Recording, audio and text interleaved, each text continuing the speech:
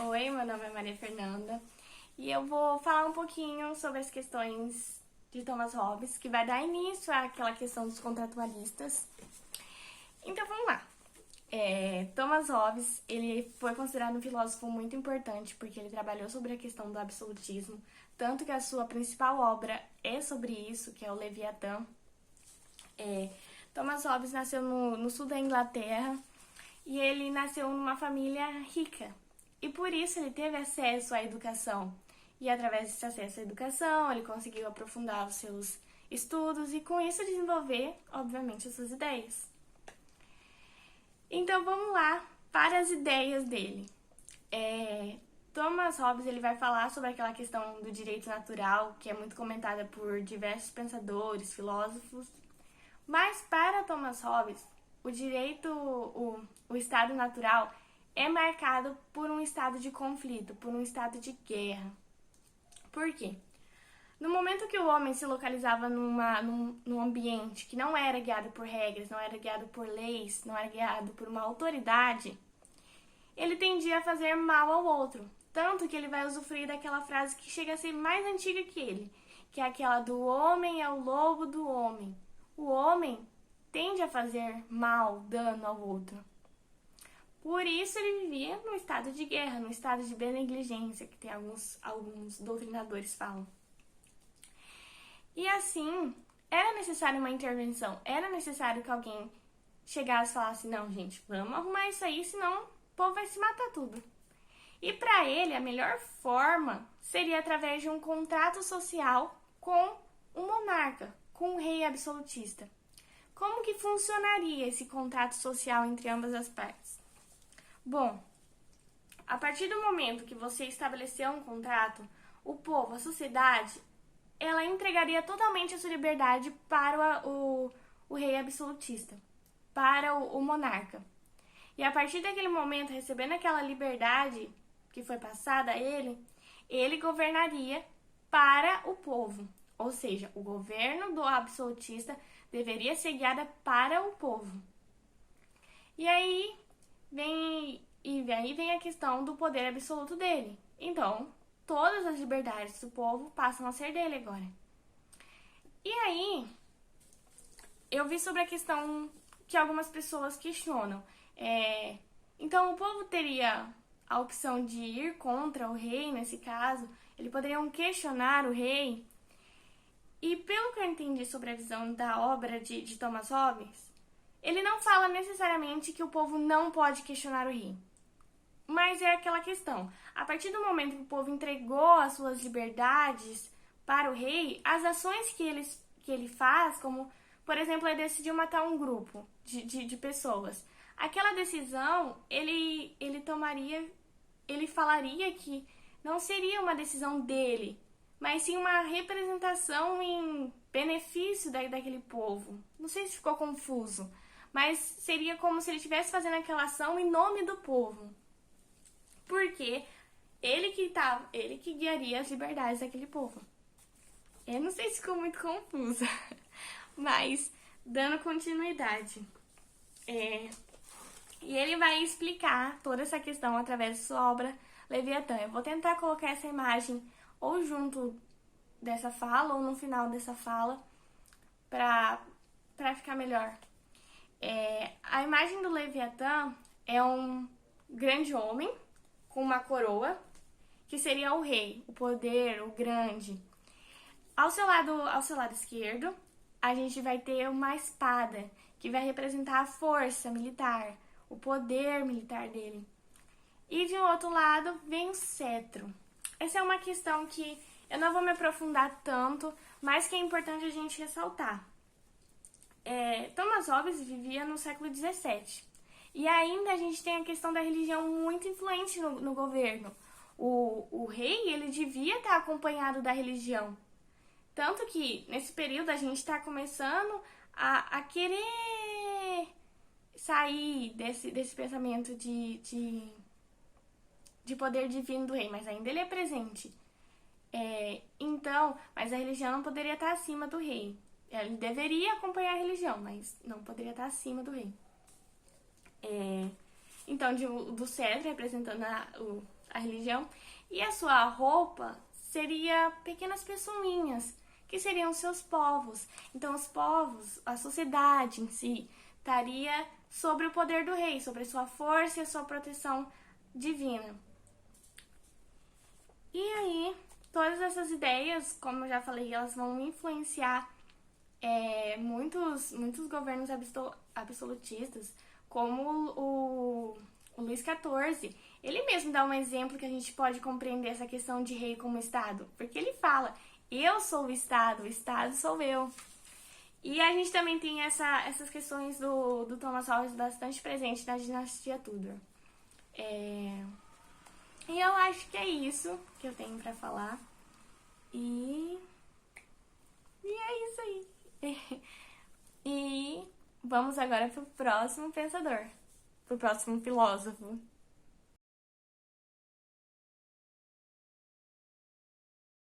Bom, agora a gente vai dar início aos pensamentos de John Locke. John Locke, particularmente, eu acho muito interessante isso daí, porque ele traz um sentido de liberdade individual muito legal, que a gente vai compreender ao longo do vídeo. Primeiro vamos dar as características, né, de John Locke. Ele é considerado por muitos pensadores como o primeiro filósofo do iluminismo. Ele é conhecido por ser o pai do liberalismo e do empirismo. E ele vai ter uma importância muito grande no Bill of Rights da Inglaterra. E o Bill of Rights, ele vai mudar o direito como um todo, assim, de forma extrema. Ele vai ser muito importante para as coisas a seguir, as constituições, a Constituição dos Estados Unidos. Enfim, vai ser muito importante. E aí a gente vai falar agora um pouco sobre as próprias ideias de John Locke. John Locke, ele vai contrapor Thomas Hobbes. Thomas Hobbes, como a gente acabou de falar, ele acreditava que o homem era o lobo do homem, ou seja, o homem no seu estado natural tendia a fazer mal ao outro. John Locke vai falar assim: não é bem assim. O homem no seu estado natural, ele é bom, porque ele só tem a relação com a natureza e tudo certo.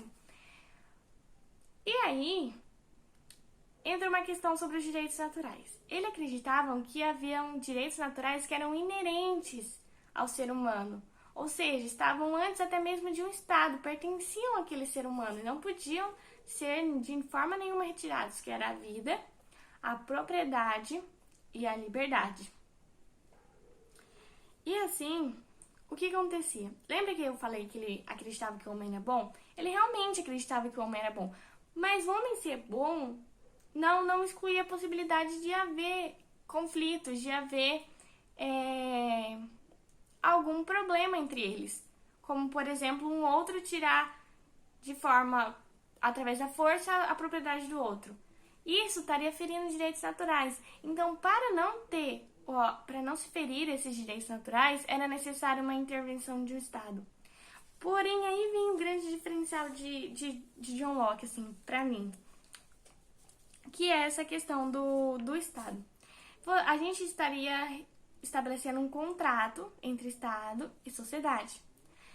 E esse Estado deveria ser regido por governantes que seriam escolhidos pela população. Então agora a gente não tem mais tem um reizão lá e a gente aqui. Não. Tanto que ele acreditava numa democracia liberal e participativa, através também de um parlamento, que é a questão do Bill of Rights, que vai acontecer na Inglaterra, que ocorre pelo parlamento, que vai que vai colocar leis para um rei seguir. Retomando aqui, essa questão do povo participar das decisões, que são as escolhas dos governantes. E aí, eu achei umas questões muito legais que mostram como ele valorizava a questão da liberdade. Na parte religiosa, por exemplo, ele fala sobre a intolerância religiosa, que é tipo um super avanço. Ele fala que nenhum governo, nenhum juiz deve impor uma religião. Porém, ele não acreditava nessa questão de intolerância religiosa quando se tratava de povos nativos. Claro que é importante a gente contextualizar, né? Ele vivia no século XVIII, né, gente? O pensamento no... Gente, é, é, era um pensamento diferente. Outras questões que eu achei legal trazer aqui, que são como curiosidades mesmo. O trabalho infantil. Ele apoiava o trabalho infantil, ele achava que era necessário em casos de famílias carentes. Ele apoiava também a questão da servidão em caso de um grupo dominar o outro. E essa questão também é bem legal. A questão do conhecimento pelo empirismo. Ele acreditava que o conhecimento era adquirido através da experiência. E não através da questão divina, que Deus deu o conhecimento. Não, ele acreditava que era através da prática, através do empirismo. E aí a gente ainda tem outras questões legais sobre o John Locke, que vai ser falado a seguir, que foi gravado separadamente. Mas é isso, ele é um filósofo incrível, um pensador incrível que tem pensamentos que vão ser muito importantes, como no Bill of Rights. E é isso. Bom, dando continuidade nesse pensamento sobre John Locke, né, que foi esse importante filósofo contratualista, a gente vai falar um pouquinho sobre a questão dos direitos naturais para John Locke. Os direitos naturais para eles eram aqueles direitos que eram inerentes ao indivíduo, que estavam muito antes mesmo de existir um Estado. Para ele, esses direitos eram a vida, a liberdade, a igualdade, o direito à propriedade privada. E essa questão da propriedade privada até, eu achei uma questão muito interessante, que diferente de outros filósofos, Locke acreditava que a propriedade privada não deveria ser passada entre familiares. Exemplo, o pai era dono daquela terra e agora ela pertencia ao filho. Não, a propriedade deveria ser conquistada por meio do próprio esforço do próprio indivíduo, através do trabalho. Eu achei bem legal essa questão. E todos esses pensamentos sobre os direitos naturais, sobre a influência deles na vida do indivíduo, vão ser expostas em determinados momentos na história, como, por exemplo, a independência dos Estados Unidos. E aí, esses direitos naturais vão ser tão importantes que o Estado deve protegê-los. A violação deles não deve ocorrer. Por quê? Porque vamos retomar um pouquinho sobre aquela questão do estado de natureza. O homem, ele vivia, o homem, ele tendia a ser bom, a ter paz, porém ele não estava excluso de inconvenientes. E quando esses inconvenientes acontecem, eles não podem de forma alguma violar esses direitos naturais. E para isso não acontecer,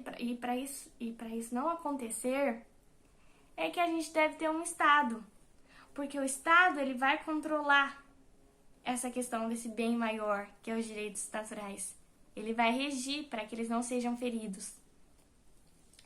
Mas a partir do momento que o Estado deixa de protegê-los, que o legislativo e o executivo passam a não realizar suas funções, além dessa de proteger os direitos naturais, John Locke ele vai trazer uma ideia que, cara, vai mudar o pensamento de muitas sociedades. Ele vai trazer a questão do direito de resistência. O que é o direito de resistência? Como eu já estava falando, a partir do momento que o legislativo, executivo, o Estado em si não cumpre a sua função ou usa de força, de violência, sem um amparo legal, a população, o povo, tem o direito de se rebelar, tem o direito de ir contra o Estado, tem o direito de exigir os seus direitos. Porque aquele governo não está sendo legal. Ele passa a ser um governo tirano. Então, qual que é o objetivo a legitimidade da rebelião?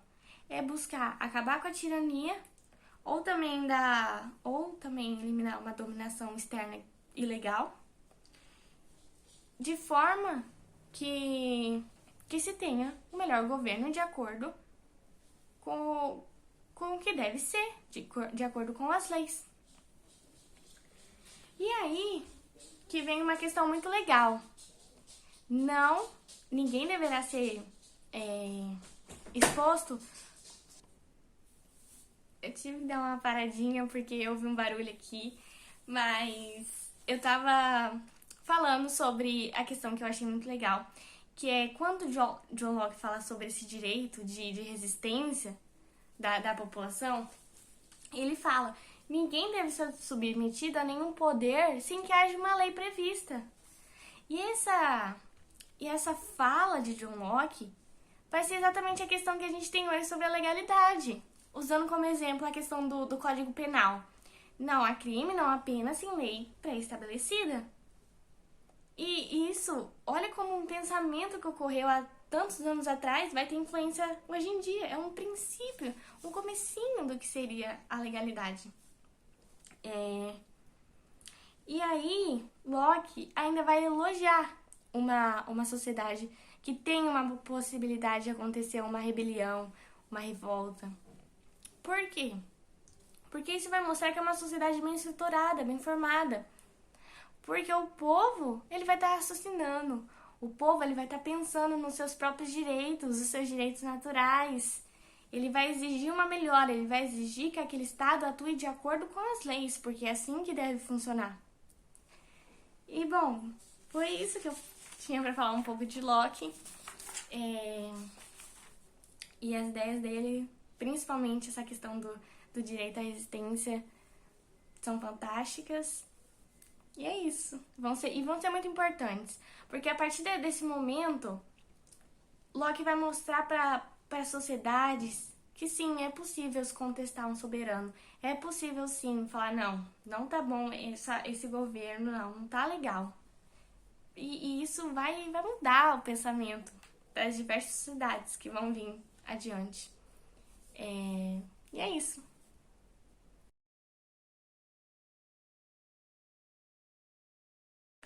Agora a gente vai falar um pouquinho sobre um dos principais nomes do Iluminismo e também um importante filósofo contratualista, que foi Jean-Jacques Rousseau. Ele era suíço, mas ele viveu grande parte da sua vida na França, tanto que ele vai influenciar na Revolução Francesa e também na Revolução Haitiana. E Rousseau, ele vai ser conhecido por ser um filósofo muito radical. Por quê? Ele vai criticar tanto o absolutismo, que era o que acontecia geralmente, quanto a própria burguesia. A gente vai entender o porquê que ele criticava a burguesia ao longo do vídeo. Mas em primeiro momento é importante a gente compreender o que era o estado, como era o homem no estado natural para Rousseau. Nessa ideia ele vai contrapor totalmente Thomas Hobbes, porque Hobbes ele dizia que o homem ele tendia a ser mal, ou seja, no estado de natureza o homem causava mal ao outro. Já Rousseau vai falar assim, não é bem por esse caminho. Ele vai falar que o homem ele é um bom selvagem.